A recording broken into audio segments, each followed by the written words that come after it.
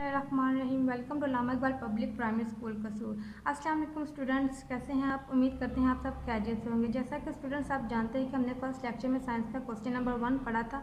आज हमने साइंस के टॉपिक में क्वेश्चन नंबर 2 पढ़ना है। चलाएं अपनी बुक ओपन करें। आज डेट है 29 अप्रैल। बुक है साइंस, क्लास है 4। टॉपिक हमारा है characteristics and needs of living things. अब हमारे हैं क्वेश्चन नंबर 2, डिफाइन मेटामॉर्फोसिस यानी कि मेटामॉर्फोसिस क्या होता है, इससे वजाहत करें। इसका आंसर है the life cycle of frog is known as metamorphosis, यानी कि जब एक फ्रॉग पैदा होता है वो किस किस फेसिस से गुजरता है उसको मेटामॉर्फोसिस कहते हैं।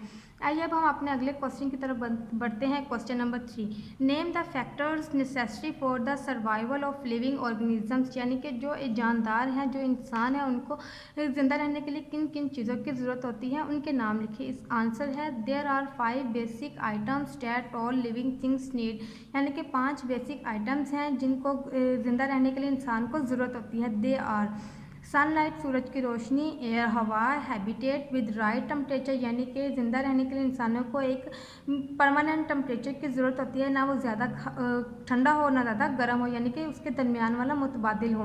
वाटर पानी, फूड हवा खुराक। ठीक है क्लास, आपने ये दोनों क्वेश्चन अपनी होमवर्क नोटबुक पे राइट करने हैं, उसको अच्छी तरह याद करना है। ओके स्टूडेंट्स, अल्लाह हाफिज़, टेक केयर।